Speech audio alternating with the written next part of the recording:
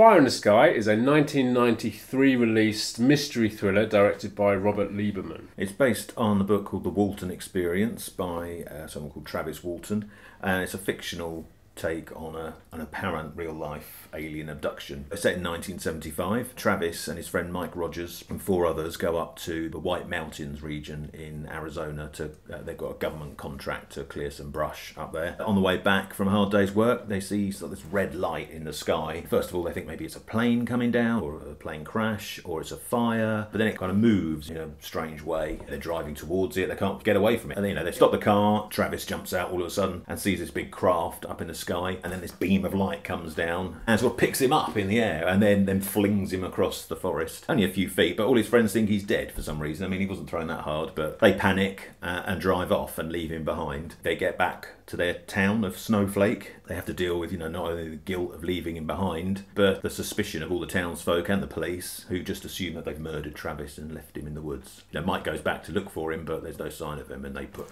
a big search party out, but they can't find any trace of him, or obviously aliens. It's a mystery as to what's happened to Travis. Had you seen this one before? No, I mean, I heard of it. I remember it coming out, but no, I hadn't. It was sort of just before X-Files sort of made everyone nuts about aliens. Yeah, exactly. I mean, I saw it around the time it came out. Don't know how. Again, I had it on, I think I had it on X Rental, so I picked it up because, I mean, at that point I was quite interested in these things. And it had an interesting cast as well. I mean, it's kind of we did Young Guns last year or 2 years ago. And this is kind of those similar actors that cropped up in those films around the 80s and 90s. And I think it's got a really good cast. Much like when we did Invaders from Mars last time, and how the original film of that really freaked me out. This one too. I think it's really good. I think it's really eerie and mysterious. It's actually got quite a terrifying ending. I'd already seen that bit. There must have been a clip on YouTube or somebody posted on Twitter or something. But yeah, I'd seen that sort of scene in the spoilers in the alien craft. Yeah, and it's quite freaky and weird and quite scary. Most of the film is about the drama of of the mystery of whether they've killed him or the police trying to pin it on them and stuff like that. There's lie detectors and town hall meetings and things like that. I mean, it focuses really on Mike, played by Robert Patrick. He feels responsible for leaving him behind. Doesn't want to shoulder the blame for obviously whatever happened to him. They all believe they saw him picked up by this light and thrown across the way. So it is obviously based on a true story. Yep. I think the director himself, who actually passed away this month. Oh, right. Robert Lieberman, he passed away at the beginning of July 2023, that we are now in case you watch this later, of course. He thought it was a hoax. You either believe in it or you don't believe in it. If it is a hoax, it's quite an amazing hoax that they've kind of carried on all this time.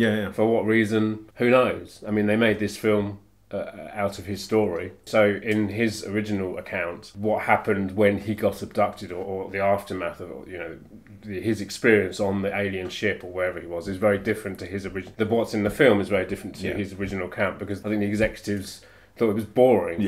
And so they made it more dramatic and provocative and exciting. Whether you believe it or not, I think it's an interesting story. And I think the way they filmed it is really, they haven't said this actually happened, because the whole film's kind of told in flashbacks.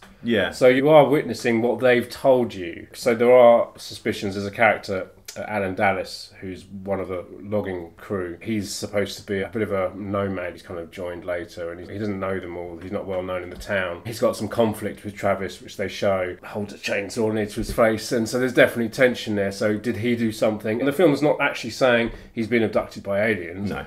Although that's what they're saying has happened. You are watching it thinking, could maybe something else have happened? And you're never really told, and it's never really cleared up in that way. And I think that's why I really like this film. For me, obviously you've got the group of loggers, or whatever you want to call them. You've got D.B. Sweeney as Travis and Robert Patrick as Mike, and they're quite well developed. You learn lots about them, but the rest of them kind of not really developed much. Alan, he's obviously quite antagonistic to all of them, but quite a bit to Travis. But you never really learn why. No, you don't. And towards the end, they kind of get forgotten about. Mike always seems to be the focus of it all. That was a bit strange that they just all sort of there's a moment that they bring in this kind of police captain. I don't know how true that is to the original. I've only ever watched like a few interviews with Travis Walton. I've never read his book that he wrote, but in the film they suggest that Alan has got a cut on his hand, and that's something has happened there, and they never. Oh, they do show that, don't they? They show that, but they never go back to that. So no. you don't actually find out what something must have happened between them, and they show you a glimpse of like this chainsaw moment, but then they never show you anything after that.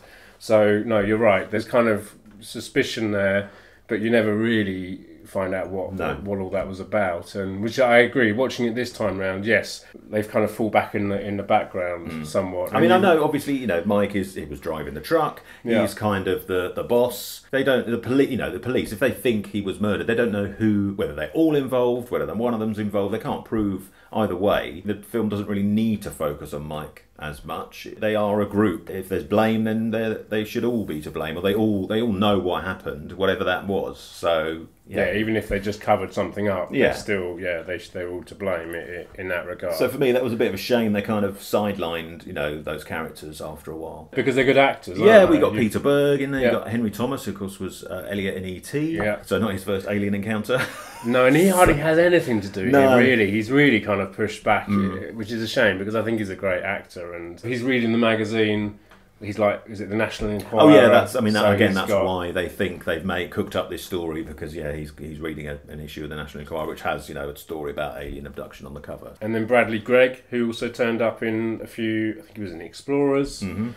And other films around that time. So they're all good, kind of, the edges of the Brat Pack, I suppose, from around that period. And Craig Sheffer, I don't think we've said his name over here, who played Alan, and probably most famous Nightbreed, isn't he? Yeah, Nightbreed. I mean, Robert Patrick, interesting, because he was obviously coming off the back of Terminator 2, where he was a huge presence but didn't have a lot to say. Whereas here, showing that he can act. He can act really well. And of course, he eventually was in the X-Files. He was, wasn't he? Of course he was, yeah. When I was watching, I thought this could have been like an extended episode of X-Files, because it's just filmed in that way. And, a lot of X-Files episodes, they start and you think, it's this weird thing going on, but it turns out that it's not weird, or it could, there's suspicion cast on whatever it is. Sometimes it was aliens or some weird slug man or whatever, but sometimes it was, it wasn't always aliens. Probably lucky for the filmmakers that they did release it before the X-Files, otherwise everyone would just roll their eyes at it and go, probably like X-Files. Yeah, I mean, I don't think this was that much of a hit at the time when it came out. I don't know if it had a cinema release over here.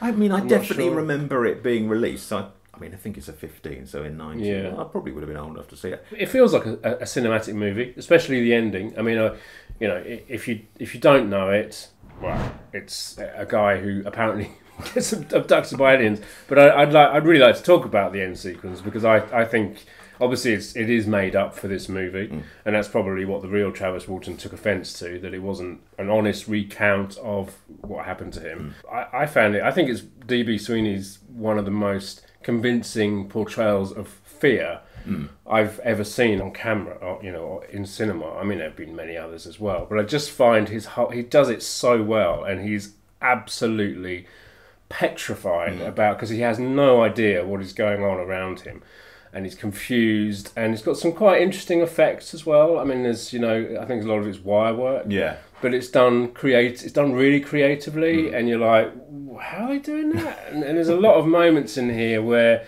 it's convincing and it's really eerie, and the sound, I just really love it, and there's some weird stuff going on in that scene. Yeah, and I think that's what, because the whole front half of the movie it's literally in this small town, so it's kind of a small town America, and then suddenly it just kind of changes up a pace, and you get this incredible kind of science fiction moment, which is it's extremely original, I thought.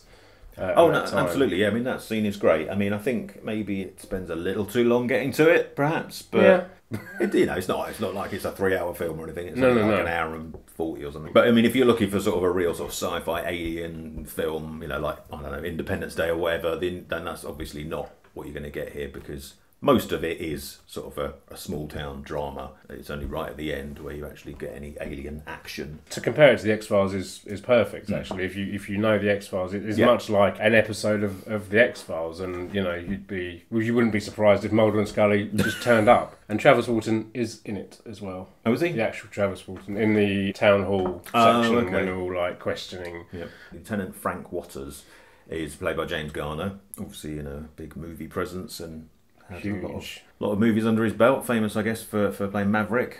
Was that that was a TV series, wasn't it? Oh, right. Yeah. Oh, I think so. Yeah, and then yeah. Mel Gibson made a movie that also had James Gunn. Oh, that's right. Yeah. And then you got Noble Willingham as the sheriff. He's a bad guy in Last Boy Scout. Yeah, I mean James Garner's character, he's brought in from further afield. I think Montana, isn't he? So I don't know if that was in the original case, whether this big kind of, he's solved a lot of cases, and of course that's the kind of thing here, isn't it? This is kind of unsolved, and he says, one day they will trip up, and I'll be here to see it. It's a strong cast. There's a lot of great actors in here. And I think that probably helps it. There's obviously these kind of films that if it didn't have the cast that it had, it probably wouldn't work quite as well. So if you haven't seen it, I think it's, if you like these kind of, if you like the X-Files, you like these kind of mysterious films, especially from the 90s, then I think it's one to give a go. Because of course once the X-Files did come out, then loads of this kind of stuff happened as well. But it doesn't say this is what, although the director stated he didn't believe it, I don't think the film says it didn't happen. And the film doesn't say it did happen. Yeah, I mean, because if you think about it, it opens with them sort of driving away, out of the forest, looking all scared and, driving really fast and then stopping at a bar. I can't remember what he said, something about, get the story straight or tell the truth or whatever he said, I can't remember. But of course you don't know what they're talking about at that point. But yeah, so when you actually see when this light comes down and they see this red light in the forest, that's when they're telling the police. Yeah. So of course, are they reliable witnesses or not? So everything alien related is sort of told after the fact. Apart from his I suppose even his flashbacks. Yeah, it's a flashback, isn't it? It's a flashback. Yeah, that's what his is in his head, but is it the truth? But it's not. Yeah, it's not structured in a way that look, this is what happened. No. It's like this is what this person is saying happened, or this is what this person thinks they experienced, and it's then up to you to decide whether that's true or not. The original case is very interesting. I mean, it's a lot of people say it's one of the most kind of controversial abductions of all time. Whether you believe in such stuff, I don't know if I do. I don't know. I mean, the last few days there's been these sort of hearings in Congress, hasn't there, where these I don't know if they're whistleblowers or what, but people who claim to have worked in certain government, in the US, in certain departments that have knowledge of, crafts that have been recovered and biological material that was within these crafts that wasn't human and things like that. Okay. So, and witnesses of crafts doing crazy stuff that isn't possible by any. Pilots have seen things and things like that, don't they often? Yeah, exactly. But still nothing really conclusive. No one's, dragged out an alien corpse or anything. So it's still like, well, you say it, but is it really true? Who knows? Who knows? Until the aliens come down and say, hi, we're here to destroy you. We won't know, will we? So, and why would they bother? It's great for cinema, isn't it? It's great. It's great. Exactly. It's great for fiction. It's great for comic books. I mean, they probably, they tune into TikTok or something and watch a few videos and they go, "Christ, let's go the other way." Why would you? Well, there's nothing to steal. We've destroyed the planet, so no, it's not worth taking. They always go to America as well. Well, this is the thing. Don't they? Yes. Because of all this stuff going on in Congress, someone had posted a map of all the UFO sightings. I think from about the last century and a bit. Yeah, the US was lit up like a Christmas tree, and the rest of the world. I mean, I think the UK was also similarly lit up. But the rest of the world was just odd dots here and there. Yeah. But, so I don't. Yeah. You can get an amazing breakfast in America. Well, this is probably true. What it is. Yeah. I mean, why wouldn't you go there? Well, who are we to say? I don't know. I've never seen an alien. It could be true. It could be among us right now. Yeah, could be lizard people. In fact, there probably are, and that would explain a lot.